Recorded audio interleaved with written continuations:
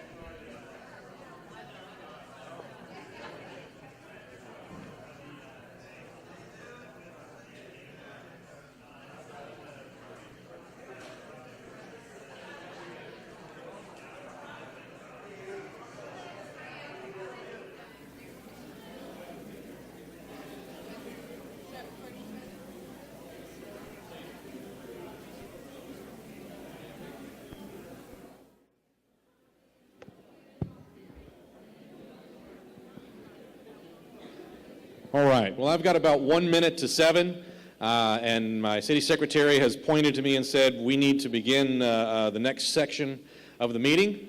So I guess we probably should have called the meeting to order at 6:30, but now it's 7 o'clock, so we'll call this session to order. This is a posted meeting for the City Council, so we have to do those Texas Open Meeting Act's requirements. They have to be fulfilled. So at this time, first of all, welcome. Thank you all for joining us. Very happy to have all of you here. And the staff has some presentations for you this evening, and then we'll have a chance for questions and answers that follows, and we will do the best that we can to answer all of your questions and address concerns and the like. So to move things along, I will pass on the microphone to whoever's presenting first. Who's got the first presentation?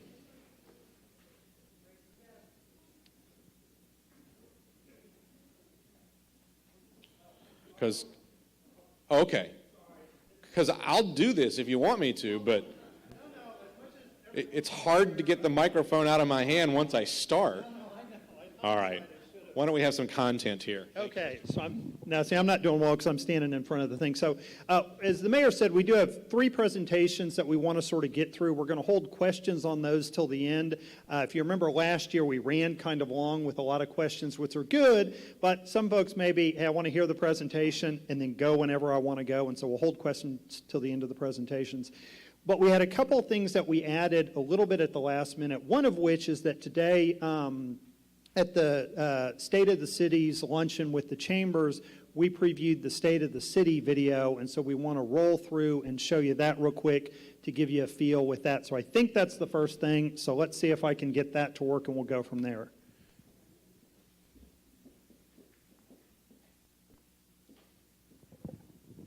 Is this going to work? Okay.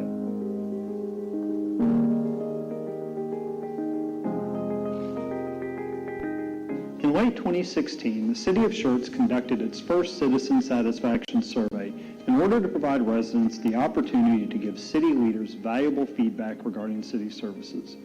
The results were positive, with more than 80% of surveyed residents indicating satisfaction with quality of services and quality of life provided by the city. Some of the areas residents identified as a high priority with regards to service delivery include maintenance of major city streets, parks and recreation programs, walking and biking trails, and code enforcement. With the information collected from the survey, City Council and staff are equipped to make sound, strategic decisions in a variety of areas, including service improvements and enhancements, policy development, and planning for growth. As a result, the 2017-18 budget was developed to include funding for maintenance of streets and sidewalks, strategic hiring of city staff, and road repairs and expansion. Engineering and Public Works have been working together to come up with a pavement preservation program that includes everything from minor maintenance on our streets, such as crack sealing in a very focused and systematic manner, and rehabilitation and reconstruction of some other streets. So we can expend relatively minor amount of maintenance dollars now instead of having to do a very, very expensive reconstruction project in the future. Parks are a tangible reflection of the quality of life in a community. Our Parks Department is committed to not only providing parks maintenance, but also in developing and expanding recreation programs for residents to have an opportunity for health and well-being accessible for all ages and abilities. So based on the citizen satisfaction survey results, the items that the citizens are most interested in seeing in terms of parks and recreation are more hiking and biking trails, increased level of service and maintenance in our parks, more adult recreation opportunities, as well as just more parks in general. So we've got a lot of new programs that we're excited about to share with the residents of Schertz. We've continued our Music and Movies in the Park series for 2018. We've got 8 different movies and concerts going on. We've also increased our nature education programming at Crescent Bend Nature Park. We've got Children's Nature Discovery Series, we have birding walks, and we have star parties going on throughout the year. We're also partnering with the YMCA for several events throughout the year to make them bigger and better. We've got Moving on Main coming up in April, and we're working on some aquatics programs for the summer. Schertz understands the benefit of effective code compliance in maintaining quality of life for our residents and supporting a pro-business climate. Through education and face-to-face interaction with residents, we have made improvements in addressing code compliance issues. In doing so, we have increased voluntary compliance to keep Schertz looking like the community we are so proud of. So after the last citizen survey, I think we got a better understanding of the citizens' needs in code enforcement and enforcing the city codes. We also were approved a position for a code enforcement officer by the city council, and that'll increase by at least 1/3 our enforcement capacity of the city ordinances in the city of Schertz. Residents and city leaders continue to emphasize safety within the city, particularly in light of the rapid growth we face by adding additional public safety personnel. Whether it's the citizen survey or council meetings or neighborhood HOA meetings, the concerns that we get from the citizens are fairly similar. They want more patrol in the neighborhoods. They want more traffic enforcement. And these concerns have not been lost on the city staff and the city council. In the last 2 budget years, we've been approved for 4 new patrol positions. And these patrol positions will be used to do exactly that, patrol the neighborhoods and work traffic enforcement. These 4 positions are going to be used to populate a new shift that will overlap the current shifts. It will start in the afternoon, work through the evening into the early morning hours, and their primary purpose is the patrolling of the neighborhoods, the additional traffic enforcement that they'll provide. Our commitment to understanding the wants and needs of our residents helps shape the community we live in. City leadership continues to take a balanced approach to serve residents while keeping a focus on priorities and building a sustainable foundation for ongoing success.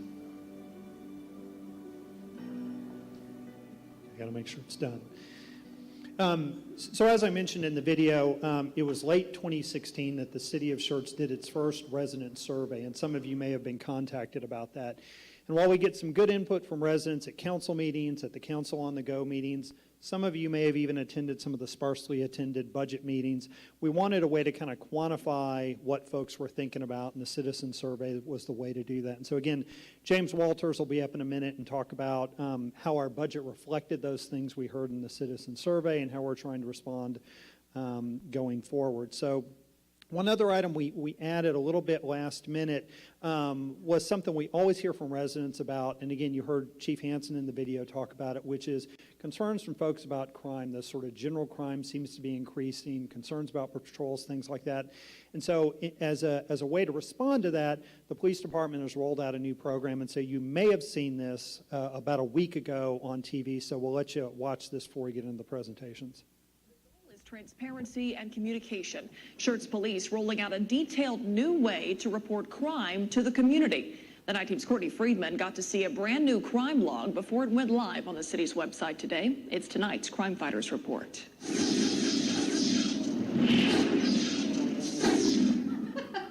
It's officially up and running. A burglary of a habitation, the entry was made through a window, and we had a couple of burglary of buildings. A brand new weekly crime log Schertz police rolled out today, but will soon be posting every Tuesday afternoon. The first week's results already surprising some community members. In this subdivision in Schertz Belmont Park, there were 7 car burglaries just in the last week, and in every single one, the car was not locked. Totally shocked and taken unaware.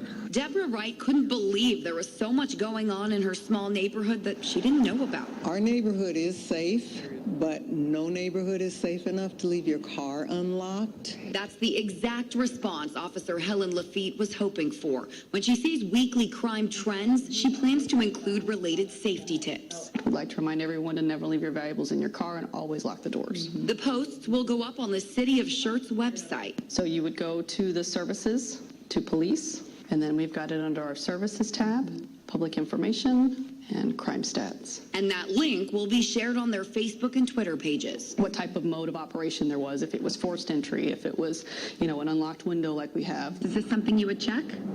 Absolutely. Absolutely. I check it, yeah. Wright and Lafitte hoping the system will lower crime. Courtney Friedman, KSAT 12 News. And Schertz police hope this will encourage neighbors to start talking more with each other and together report crime when it happens. As time goes on, they'll start comparing crime from month to month and eventually year to year. Okay, so you may have noticed Officer Lafitte is over there on the wall. So if you have more questions about the program, certainly stop by and chat with her. So now we are into the presentations for Council on the Go. So with that, the first up to talk about FM 1518, which is something you guys probably drive every day, multiple times a day, get stuck in traffic every time a day, is Scott McClone from our engineering department. Round of applause. Thank you. All right, so as Mr. James mentioned, 1518 expansion project is the first presentation here that we're going to talk about. So the scope of the current project includes the area of 1518 from 78 down to IH10. And so the in scope for TxDOT is to make that a 4-lane roadway that has a divided roadway by a raised median, and then in some places a 2-way left turn lane that'll just be painted.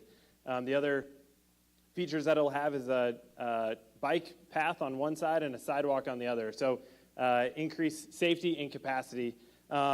Because of the size of the project and expense, TxDOT actually split it into 2 phases. So the current phase 1 is underway right now. It's fully funded, and that, as you can see, $19.5 million is the total cost, $5 million of which is funded through the city of Schertz. And that includes doing environmental clearances through the whole 78 to IH10, and also doing some right-of-way identification. But it only includes actually designing and constructing three segments that were determined to be most critical. So those target areas were included in phase 1. Phase 2 is completely dependent on funding, and so TxDOT said that we would love to do the second phase, but there's not enough money around. So the timeline on doing phase 2 at this point is unknown, and we're looking for funding to get that done.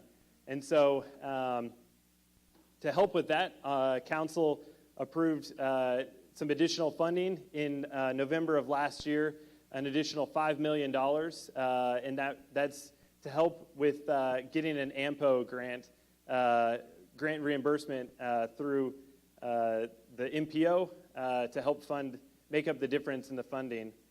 So TxDOT in December submitted on Schertz behalf. Since it's a TxDOT on-system roadway, they submit it, but we're kind of co-sponsors with it with TxDOT. And so if everything gets funded through AMPO, we can do the project 5 years earlier and save a lot of money. As you can see, approximately $5 to $10 million is what TxDOT estimates we could save by doing the project all at once now, as opposed to waiting, just because of inflation. And so that total phase 1 and 2 would be $45 million in total. So that includes that 19.5 from phase 1 that's already funded. So this comes into where we need the support of our citizens. So we have a short little video by one of the Bexar County Commissioners to tell you a little bit about that.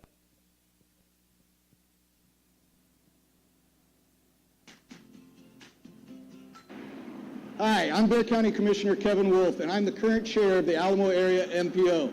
I want you to know that we're looking at 48 potential transportation projects for the community. I'd like your help in judging those. If you could, take the time to go to alamoareampo.org/yourmove. And what I mean is it's your move to let us know. We'll have some public meetings between February 19th and the 28th that you can come to, and that website will let you know when and where they are.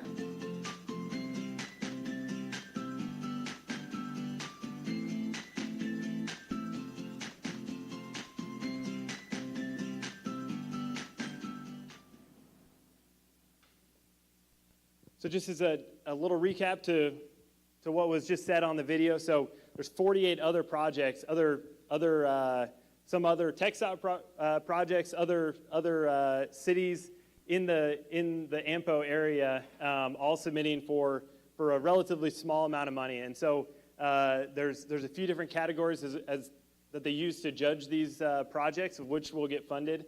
And one of the major areas is public input. And so starting yesterday through the end of February, there's a couple ways that the public can vote and make themselves heard. So the first way is to attend one of these public meetings listed here. And at those, it'll be kind of a workshop, and at the end, you'll get to vote on your top 4. And then the other way to do it is vote online at the website above. And there you can fill out a comment card, which is the fourth step in the process, and you can vote for our 1518 project. And also back in the engineering table have a few little flyers that have the information about the meetings and then also the website if anybody wants to come get those. But it can make a big difference. We found last year in the pedestrian routes and bike trails or a bike lanes project with parks that it can boost your score way up with getting all that public impact or public feedback. So definitely get out and vote. And like I said, it closes February 28th, so we have about a week to get that done.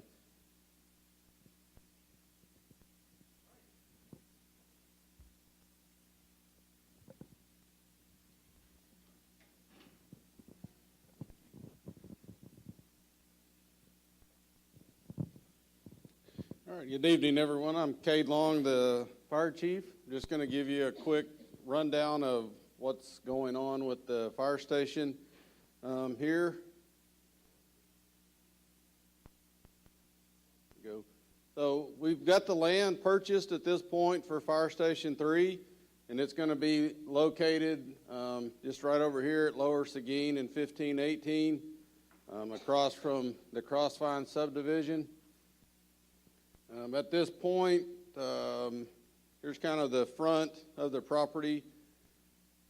That scoot back out of the way here, showing you. So it's just a little ways from the intersection. We like to be a little bit further from the intersection, so we've got room to get access to the intersection when we pull out. At this point, the design phase of Station 3 is about 75% complete. We've just run into some issues, kind of like a lot of others doing construction now, is construction costs have just been rising. You know, all along through this process, we've had some construction cost concerns to where they've just continued to go up on us, so we're continuing to get some more information on that. Also, we had to move the site around a little bit. There's some nice trees that you see there, so we're trying to preserve those trees, so we had to move our site plan around a little bit and try to make those a focal point of the front of the station. You know, also, we're using VRW as our architects and Byrne Construction Company as our construction manager at risk. We like using that format because it allows us to know when we go into that project that we've got a project within budget. And so that's what we like about using the construction manager at risk format. You know, we know up front we're going to have a project that we can pay for. We're in the process of revising the design schedule now, and so we hope to be getting near closing that out.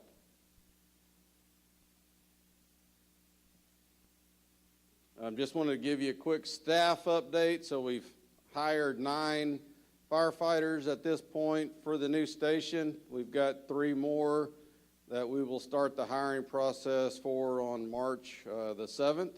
So that's in progress now. We hope to have them on early April. 3 lieutenants and 3 fire apparatus operators, or FAOs, will be promoted, and so we've just about got our staffing set up to staff the new station. We just got back from Wisconsin, where we got engine 3. So this is the engine that will be serving the southern part of the city here hopefully soon, but it should be arriving any day now from Wisconsin. It was released Friday, and so it should be arriving very soon. Everything went well on our final inspection, and we're excited to get it here.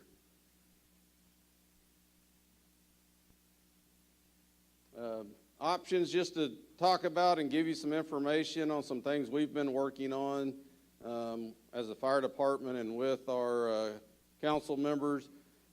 Since we are behind because of some construction costs, we wanted to look at some other options to get service down south as soon as we possibly could. So we've been looking at some temporary station locations here south near I-10, and so we hope to take that to City Council next week to finalize an agreement that would get us down here. Hopefully our goal is sometime in May is when we're trying to go ahead and get in a temporary location with our new engine 3. That being said, that's what I've got for an update. If there's any questions I can answer.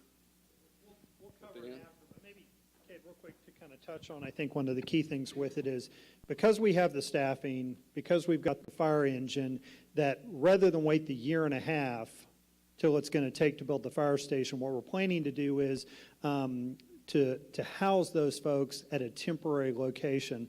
One of the things you didn't mention is that CCMA, which is the sewer provider, is building a second plant down kind of at the corner of IH-10 and the Cibolo Creek, and they actually happen to have a couple of extra buildings out there. They've got a large metal building and a house, and so what we're planning to do, we're going to council, in fact, on Tuesday with an interlocal agreement with CCMA, and so the idea is to move those folks into that facility so they can start responding to emergencies that you guys have now and fires and things like that. So rather than wait 1.5 years for the new station to come online, the hope is to get them in a matter of a couple of months, and you guys can start seeing that increased response time in your neck of the woods. And then, frankly, the other thing is the rest of the community, hopefully we'll see an increase as well because they're not having to drive the distances down here. So we should have more information on that after Tuesday night. But to be clear, that's the plan, is to get down, start having those new folks and that new truck operating in Southern Schertz from a base within a couple of months. Okay? All right, so with that, I think we have the Finance Department, James Walters. And again, he's going to talk really about what was approved in this past year's budget to try to respond to some of the things we've heard from you folks over the last couple of years. All right. Thank you, Brian. Good evening. My name is James Walters. I'm the Finance Director for the City of Schertz. And as he mentioned, I'm going to go over some of the updates in this year's budget, not necessarily region-specific as how some of the other presentations are, but we'll go for the overall city. Obviously, some of these items will have an impact in the southern area of Schertz. As mentioned throughout the State of the City video, and actually goes over a lot of stuff I'm going to talk about as well, so I'm going to play on that pretty well. Citizen survey, some of the top concerns with the citizens of Schertz was our police services, the level of police services, the level of our parks and trail services, stormwater runoff, and code enforcement of city ordinances. So for this budget in 17-18, what staff and council approved to address some of those main concerns, for the police services, adding 2 additional police officers, and we added 4 additional crossing guards for this budget year. As Chief Hansen mentioned in the video, in the past 2 years, we've added 4 additional patrol officers to our staff through the budget process, and we're happy to say we have 3 of them already hired, and we have 1 more outstanding that hope will be is posted, and we hope to have that one filled by the mid-year. On the parks and trails, again, Lauren did a good job in the video mentioning the different types of programs they're looking into. We've already started doing some maintenance and repair work on some of the other parks here in the city, including Windy Swan, and currently they're working on Ashley Park.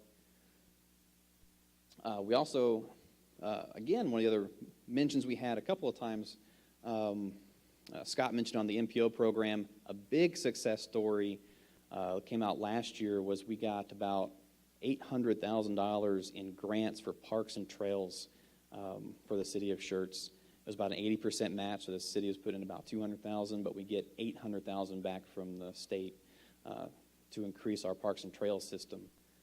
Currently, I believe last council meeting, we actually awarded a design contract for those trails, as I throw that around. It's all right. And moving forward, we'll be able to lay out the different charts and give you more information on that going forward.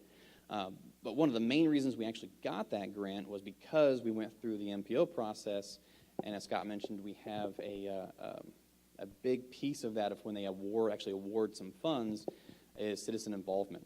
And he mentioned a couple of things we all can do here to get the 15-18 project going and get that funded was actually through the MPO process, including a vote. One of the ways he mentioned you can vote was going online, and he gave the website. Just to be clear, we actually have 4 laptops set up in the back already at the website. So if you guys want, feel free to go back and actually vote tonight on the top MPO projects, including 15-18, and help us get and secure that funding, and we can move that project forward. One of the other items was stormwater runoff. So throughout the city, we're looking at a lot of the city is in the flood plain. We did have the big floods back in the early 2000s. We're working on a bunch of new drainage projects this year. We're actually digging into some of the excess reserve funds we have in our drainage fund, and we're putting some concrete on the sides of some of our drainage channels, making them more resistant to degrading and runoff. Also, we have the city enforcement of city codes and ordinances as Thomas Brooks. He's over there sitting with our police department. From the video, he mentioned we were going to hire a second code enforcement officer and try to increase that capacity to actually address those code compliance issues with the city. Before, we had about 2 people kind of doing that, and then as per the budget, we approved a third to help deal with some of the other items that was taking too long for us to address and increase services in that area. Oh, still works. want to talk briefly about the fund balance. It was a big item for this year's budget as well. If you look at the budget, I don't want you to be alarmed. Council this year and staff proposed to do a calculated reduction in our fund balance, or basically how much cash we have. Over the past few years, it's been a goal of the city to bring up the levels of cash so that we can properly respond in an economic downturn or a catastrophic event. We set a policy this last year that required about 26% of our annual operating expenses be in the bank account at all time. We're looking more in the 40% this last year. We'll see what the final number comes out to for 2016-17 when the audit's complete. But what we're doing is we're taking a calculated reduction in fund balance. Basically, we're able to hire a bunch of new positions, get a bunch of new equipment, and that'll buy down how much cash we have left over and get us back down to that target level where we think we'll be safe. We still have a good amount to deal with any unexpected events or catastrophic type events. But honestly, having a bunch of money in the bank's not really helpful. When you have too much, it's taxpayer money, we got to be good stewards, and just having it sit there and not working for all of you is not what we wanted. So, with that, by doing and reducing that, we're able to get 22 new personnel this year in 17-18 through all the different funds. They include the 6 police officers I mentioned before, or 6 police positions, the 2 officers and the 4 crossing guards. It includes the 6 fire positions that Cade Long mentioned. We had an inspections position, a code enforcement that was also mentioned already. We had 3 new EMS employees, 3 new water and sewer employees, and 2 other drainage workers to help with the drainage projects. Also included 20 work vehicles, a dump truck, new trailers and other equipment. We like to joke around. I think we had a backhoe that was in use up until a couple of years ago that's actually had longer tenure than most employees. So, also on the streets, we mentioned again, Kathy Woodley in the video and State of the Video mentioned we have upcoming street maintenance to start around the city. And the process of going through with that, we have issued the money. We have about $3.2 million ready to go, and staff is working on the final list of streets to tackle in the first part of that process. And if you check back with the engineering department's webpage, and they'll be posting updates when they're ready to get going with those streets and where they're located.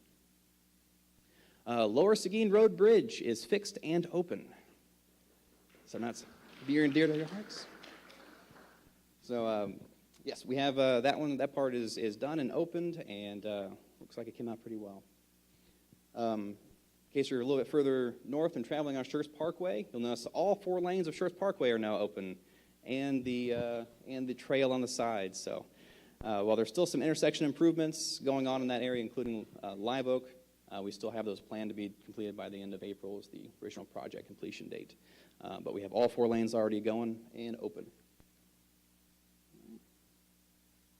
Okay, I want to give you some website updates as well. So keep an eye on the webpage, including the finance webpage. Our annual financial report will be out and approved by council by March 31st. So keep an eye out for that and go check that out when that gets here. I'm also going to hand it over to Lisa Wood to go over another part of the website, what's developing in Schertz. It's a pretty cool new feature. Good evening. I'm Lisa Wood. I'm the Director of Planning and Community Development. And the last few times we've been up here talking about development in the area, but this time I want to quickly, this is probably the shortest presentation of all, talk to y'all just a minute about a new feature that's on the website. It's called What's Developing in Schertz. So when you take a look at the city website, now we actually have under the top, I think this has a pointer on it too. Here we go. At the top here where it says Business and Development, there's a toolbar that comes down here, and under where the programs are, there's a section where it talks about development resources. Under development resources, you'll find what's happening or what's developing in Schertz. It's a map, and it's some of the active projects that are going on in the city. So as soon as you start seeing dirt start turning, you can actually take a look at the city website. Here right now, this is kind of what it looks like today. You could actually click on any of these, And then you would get a closer view of what's happening, as well as a summary of what's happening in that area and plans as what's happening in the area. And on those computers in the back there, there's a separate tab we can pull up. And if anybody wants to take a look at it or has any questions, the Planning and Community Development table, we're happy to answer those questions, as well as show you how to use the site. Thank you. All right, and so to be clear, Lisa, if they see dirt moving, they go to the website, they don't find the project, they should call Thomas, call Planning and Community Development, because it could be they're working without a permit. And James, I think IT needs some money from the Finance Department to replace their little clicker. We'll see how it goes. Okay, so that is the end of the PowerPoint. We really wanted to try to move through quickly to allow you guys time to ask questions of things that are important to you guys. So with that, we'll sort of take a show of hands and we'll tag team on doing this as nobody rushes up to assist me with the question and answer section. So, anybody have a question? Ms. Layton? Oh, okay, we have one first. I was going to have to call you to get the ball rolling, but we got a question. Yes, ma'am. I live in Sedona, Crossvine, Uh-huh. and per our management company, they're still waiting on a date from the city of Schertz for us to have a big board meeting. Can you give us any information on that? Okay, so the question was, you live in Sedona, Crossvine, and per the HOA management company, they're waiting on a date from the city of Schertz to have y'all's annual HOA meeting. So to be clear, what I will do is I will call back to the developer who controls the HOA and get in contact and have a phone conversation with the developer and the HOA company, because unless they've called the city and said, hey, can we borrow the Civic Center for a place to have it, the city is not involved in that. And in the past, I know I've seen some of you guys at the Civic Center, and our Civic Center staff is fairly responsive. So to be honest, I really doubt, and I could certainly be wrong, I doubt they are waiting on the city of Schertz. So this is I don't think they are either. That's okay. But it may be, who knows, I'll come back and go, yep, there's been this message posted to the wall and they're trying to get a date. But what I will do is we will see if we can light a fire under them. Again, as you know, the city doesn't control HOAs. We don't review, we don't approve, but we do have the ability to sort of prod along. So we will go back and prod along. And so if you make sure and give Lisa your contact information before you head out, we can call you back and let you know what we hear as an answer from them to see if we can encourage them to host that meeting. Okay, so, okay. And we will try to correct that as well so they're not blaming us. There's enough stuff that we do that's our fault. That's probably not one. Okay, well, we'll let everybody get one and then we'll come back around for second questions. Rosemary, how are you? In follow-up to what she just asked about the HOA, with the ordinance, when y'all pass and approve an ordinance, it becomes the law, correct? Yes, ma'am. Okay, and on the ordinances, most of them you'll see that they have C attachment A, attachment B. And this particular instance with this HOA that we've been coming to y'all for, on this this ordinance 06S36, attached on there for Sedona, it will show you homeowners association outline. It shows y'all clearly what is supposed to be happening. This isn't happening, and this is the reason we've come to y'all several times. I know the mayor has even requested the developer and board president to follow up with us.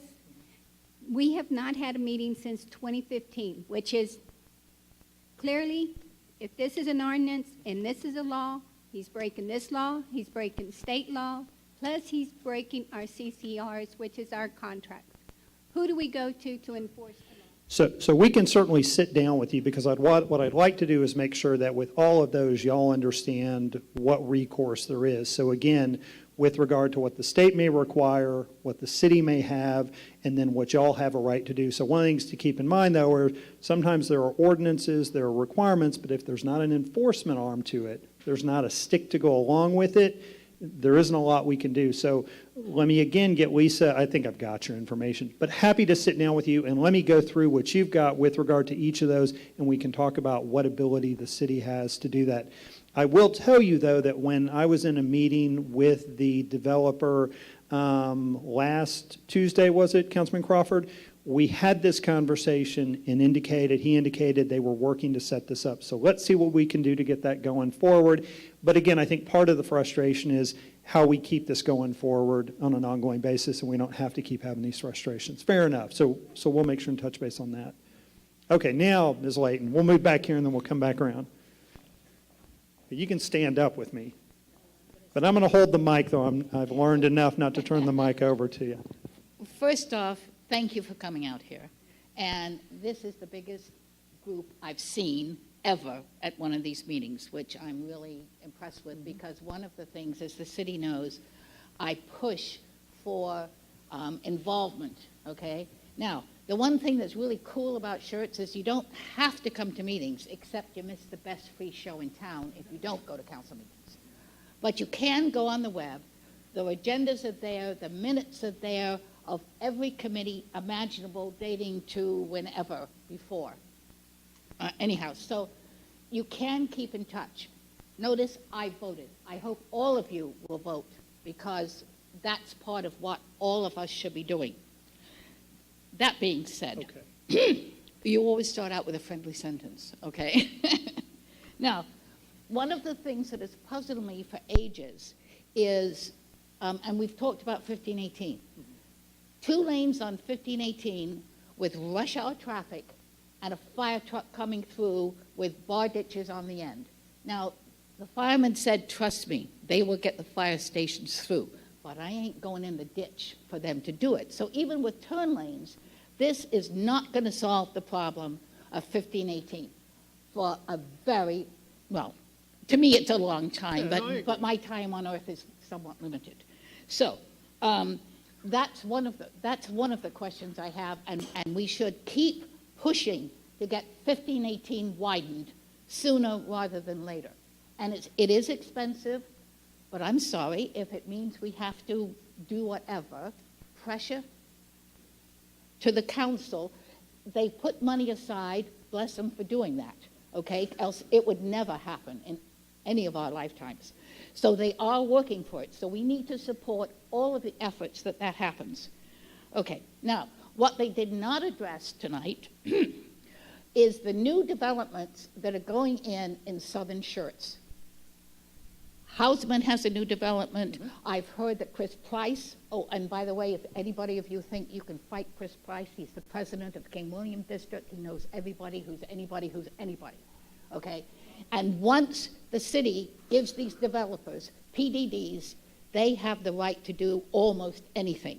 Now, I had gone to meeting after meeting where Crossvine was meant to be, oh, we're going to maintain the area, the farm area, the open area.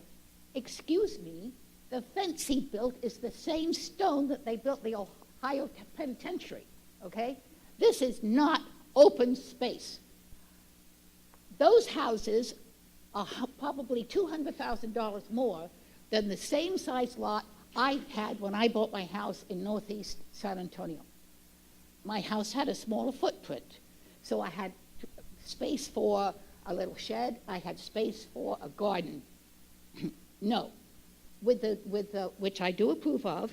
There is a certain area that you have to keep open so that for drainage and all that other kind of stuff.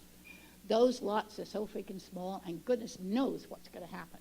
Now, I don't know why you didn't address the developments, because it's going to add more traffic to 1518, okay? Now, keep track. I know you. I kind of keep track, and probably. Right. Now, the one quick suggestion I would make for the next meeting. All of these projects are interesting, and for those of you who don't know what's going on with the city of Schertz, they really did present well about what's happening. But I really don't care what happens in Guadalupe County, and I really don't care what happens in Comal County. I do, because I'm a nice person. What's important is they should be Bear County, Southern Schertz, thank you, not South Schertz, Southern Schertz specific, because that makes it more relevant to all of you that are here at this meeting. Okay. Thank you. Thank you. All right, so let me try to touch on a few of those, and I may not get it, but I'll try. So I would agree with you that one of the issues we've got not just in Southern Schertz, but in a number of other areas. If you happen to be trying to get back on IH-35 last night, heading north about 7 o'clock or so, you experienced what it was like when the freeway was shut down. And was anybody in that?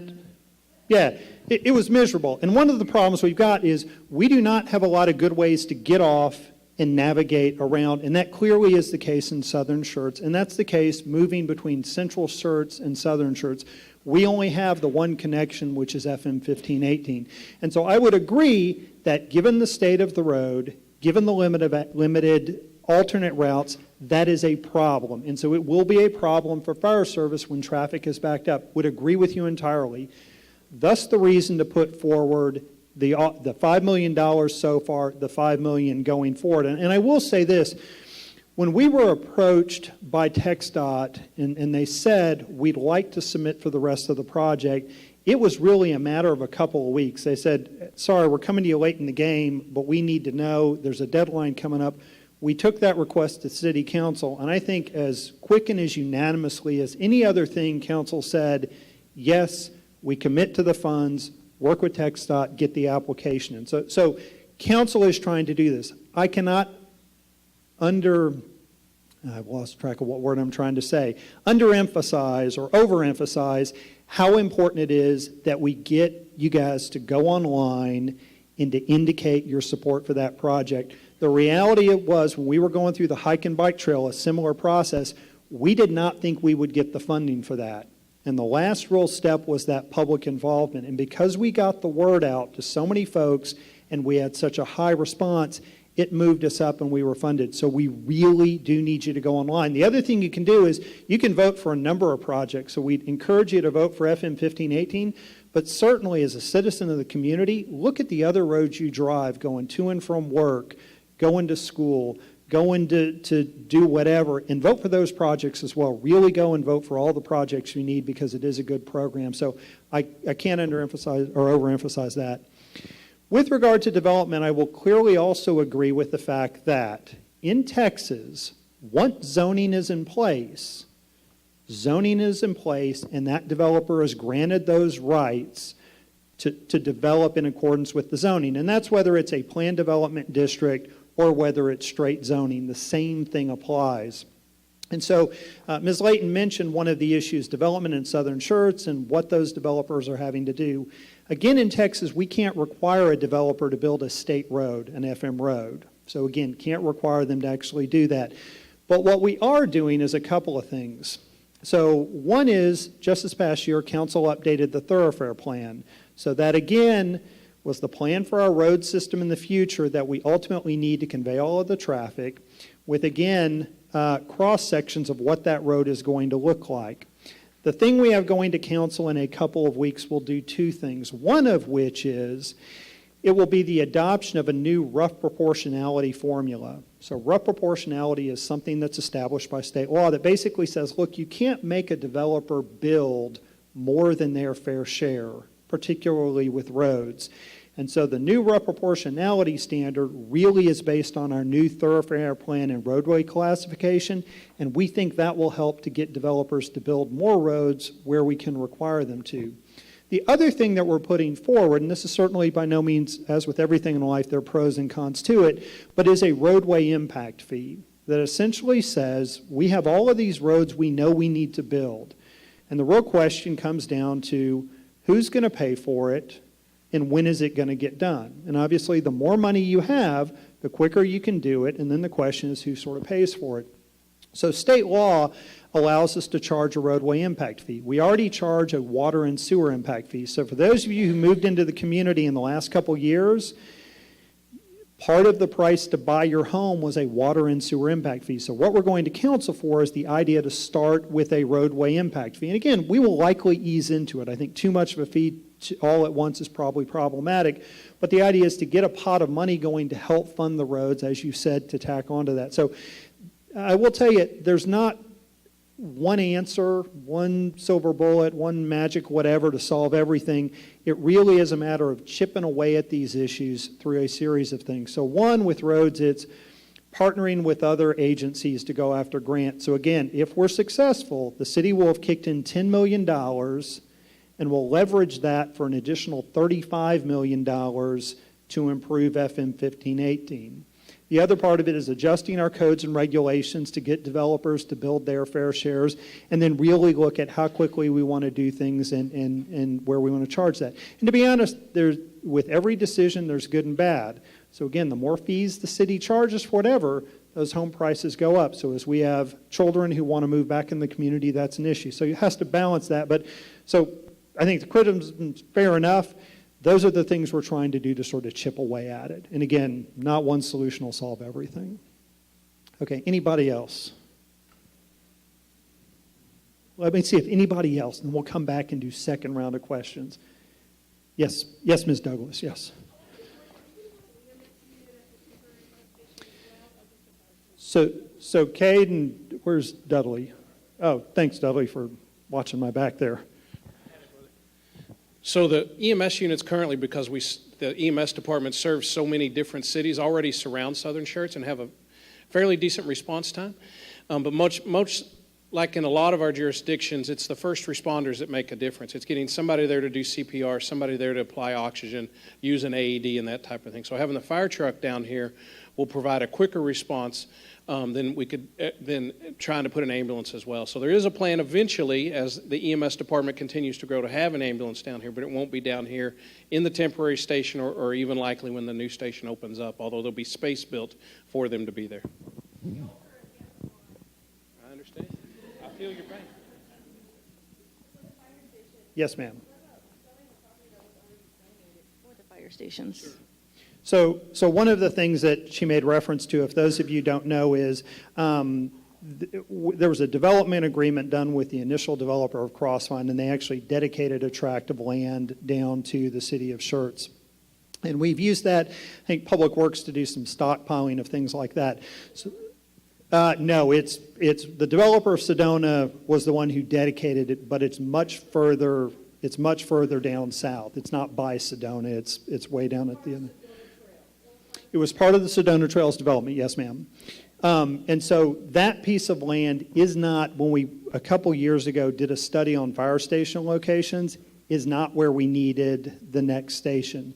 There is not a plan to sell it at this time, and that's really for a couple reasons. One is, as we continue to grow and look at fire station locations, we may need that eventually for that, or we may need it for some other kind of city facility. And so the issue is we don't want to sell it at this point because we may have some use for it, but certainly if we get to a point in time where we realize it's not a usable piece of land for the city of Schertz, there's a cost for us to maintain it and own it and control it, then we may look to sell it. But for now, there are no plans to sell that property. Okay?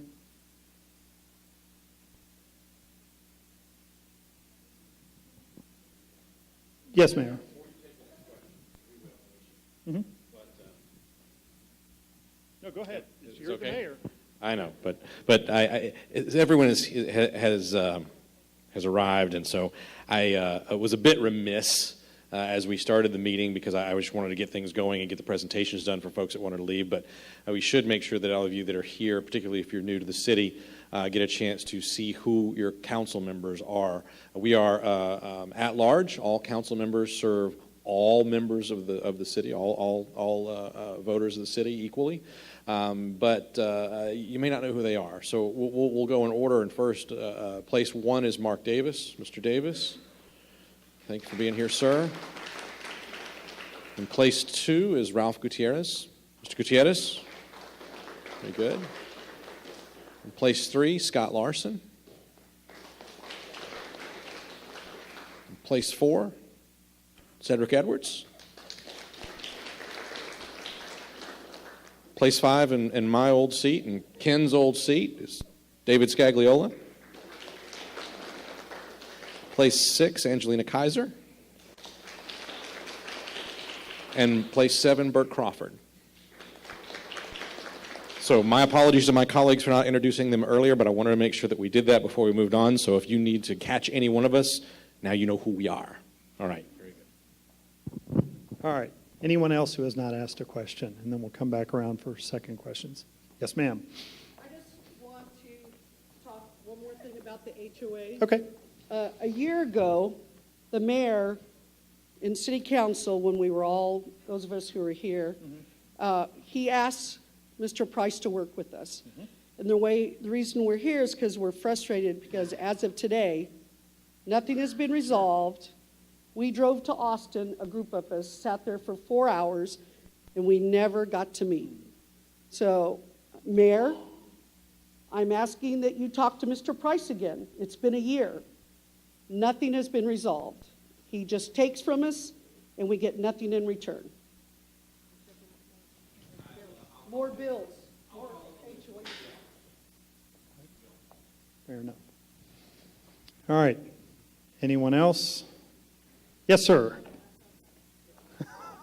Steer clear, you guys. Yes, sir. I'm Ras Ruman. I own a piece of property down here on 1518 and Woman Hollering Road. And one thing I was curious about is the development of 1518 in this phase one. Will you be incorporating with TxDOT some good street lighting, some illumination down here? Because it's extremely dangerous at night. And particularly now, I know going probably to 4 lanes with, as I understand it, looking back, and I compliment you on your TxDOT presentation. It may preclude large trucks from traveling to I-10, but that's something I'm very interested in. I think it's not only going to help with safety of traffic, I think it would also help with deterring crime. I think illumination is one of the best deterrents you can have. So, No, fair enough. So let me do this, and that one, unless Scott happens to know off the top of his head, let us verify that lighting is included within the first phase, but I believe it is in the full project. So what we'll do is let us contact TxDOT. We will have a spot on the website in terms of some of the answers to questions we couldn't answer tonight, and we'll put an answer up there for you. You're welcome. Okay. All right. Since everybody seems to have asked a question who hadn't, we'll come back. Oh, okay. We'll get here, and then we'll come back around to y'all. Thank you. 2 years ago, I asked Public Works for a city limit sign on 1518. That's just in the ETJ area, and as the city limits start. And I also asked for a city limit sign on Lower Seguin Road at the converse city limits. Why are there not city limit signs, also a sign indicating no cell phone usage? So I don't know that we've posted signs, and let me get Chief Hansen in terms of the cell phone usage, or maybe that's one that we need to look at other areas of the city. Have we done no cell phone usage in the city? Okay. Yes, we did have them posted at most of the entrances into the city. I don't think Lower or Ware Seguin was on that. Lower Seguin either. It's a good point. So let us do this. Let us, Gail, take a look at that. And again, on that section that we'll post on the website with answers to questions, we'll indicate where we're missing them, where we're going to add them, and when we think we'll have those up. Okay, fair enough. Yes, ma'am. All right. Oh, let me get this one. We'll come back to seconds. Who handles the maintenance on Lower Seguin in terms of trees blocking speed limit signs? Yeah, if it's in the city limits, that would be the city of Schertz that does that as opposed to the county. And so if it's not, but if there's something in Converse or in the county, we can certainly make contact. That 40-mile speed limit, when you go from 50 to 40 miles, there's a tree that as if Okay. it's blocking it along there. Okay, can you do me a favor? Can you go back and talk to Jared and Kevin back there, point out where that is, they'll make a note, and then again, we'll get an answer posted as to who it is and when we think it'll happen. But I appreciate that. Thank you. Jared and Kevin, you want to raise hands so she knows who Jared and Kevin are? Okay. All right, yes, ma'am. You spoke that you can't ask the developer to contribute to infrastructure, roadways, and what have you.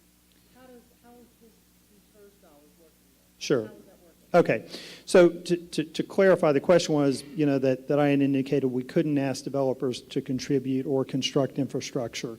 So we can. What we can't do is we can't require developers to build FM roadways. Okay, so other city roadways, we have the ability and we have that requirement in the subdivision ordinance to make those improvements. We also, in our ordinances, have the ability to require developers to construct water lines, sewer lines, and drainage features. So the typical four are water, sewers, streets, and drainage.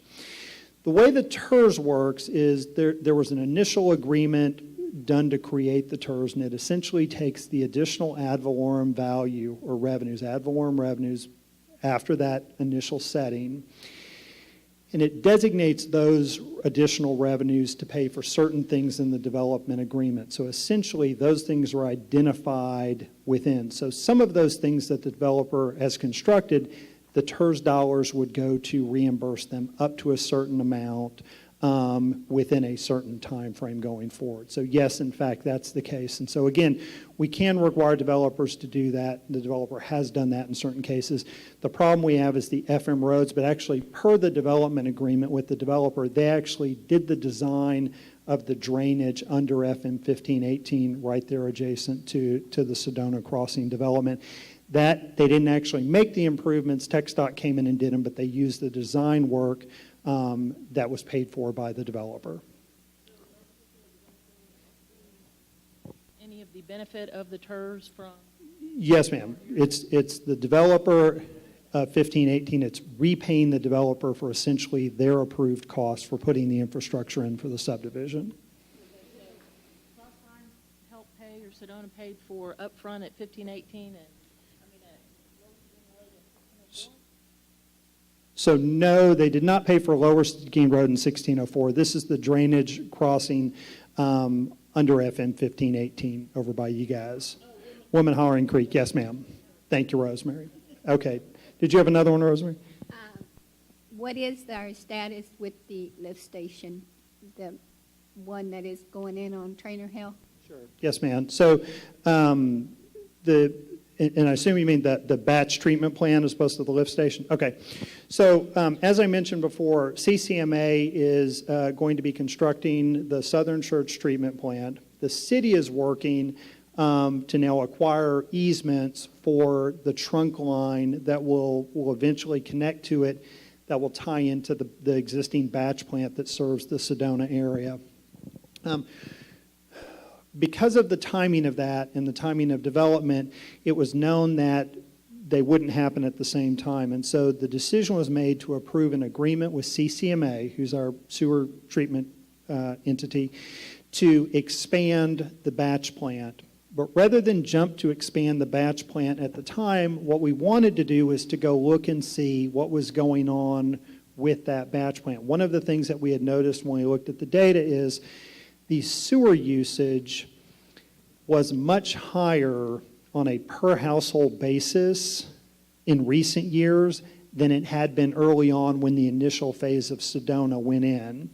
And so that kind of piqued our curiosity and said, while again, houses may be using more, it didn't account for all of it. So we essentially went out, our Public Works Department went out, took a look at that to basically look for infiltration, to look for where water may be getting into that sewer system, and then that water that's filtering in is causing the increase of number. And essentially they found some of those things. They made corrections to it. We've modified how we do review of new subdivisions, and that allowed us to delay the expansion of the batch plant, which is a positive.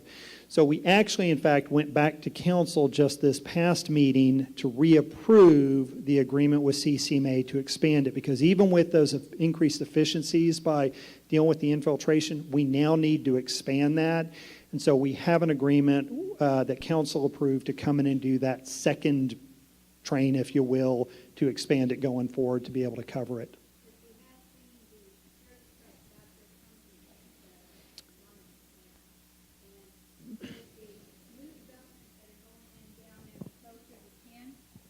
Are we going to run new reports to see what the usage or expected usage before it overflows? Sure. So No, understood. So to be clear, we've got different areas in southern Schertz that their sewer service is provided by different ways. So if I'm not mistaken, and I'm going to look to Dudley and Jared to help me, but the only development that's using the batch plant, the Sedona batch plant, is the Sedona development.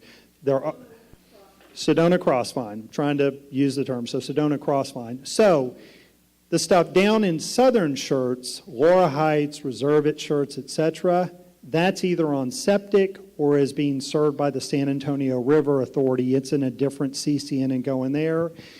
And then again, the other developments over here by Rhine Valley, they're actually on a separate lift station, and that's going up to the treatment plant. And then again, Halley's Cove will not go in the batch plant either. It'll go into the new as well, and they've got a pump and haul agreement to cover till that happens. So again, I think your point's well taken. That needs to be expanded in a timely manner so that we don't lack capacity. But just to be clear, the only thing going in is Sedona Crossvine to that batch treatment plant. But again, we just made the decision to move forward with it, re-update the agreement, again, because we were able to push that back with some of those efficiencies.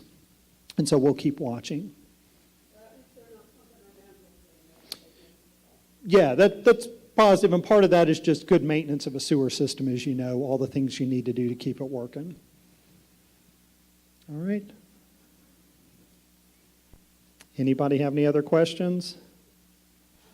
Okay, so with that, as Ms. Layton said, and I think as the mayor said, thank you guys for coming out. We didn't want to keep folks too late. If you've got a couple minutes, I really would encourage you to go to the back and use the Metropolitan Planning Organization website to support our program. If not, go home and certainly do it. But thank you very much.